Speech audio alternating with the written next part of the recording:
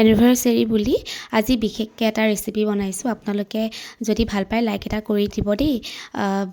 ৰেচিপিটো হৈছে আজি বনাইছোঁ চিকেন বিৰিয়ানী।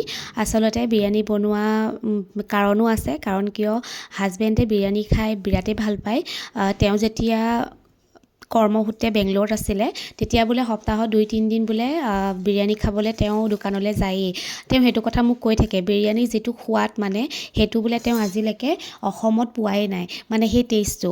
এতিয়াতো মইতো খাই পোৱা নাই দিয়কচোন, মই হায়দৰাবাদ যোৱা নাই কোনো দিন। তো সেইটো কাৰণে মই কেতিয়াবা বিৰিয়ানী বনালে তেওঁ খায়, কিন্তু এদিন আকৌ তেনেতে ক'লে যে তোমাৰ হাতৰ বিৰিয়ানী মই হায়দৰাবাদৰ বিৰিয়ানীৰ টেষ্ট পাওঁ দেই, তোমাৰ হাতত, মানে মোৰ হাতৰ তেওঁ প্ৰশংসা কৰিলে।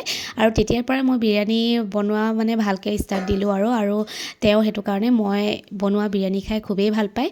আৰু সেইকাৰণে আজি এনিভাৰ্চেৰি বুলি মোৰ ফালৰ পৰা তেওঁক বিৰিয়ানীকে বনাই দিলোঁ। এয়া মোৰ বিৰিয়ানী বনাই হৈ গ'ল। Good night.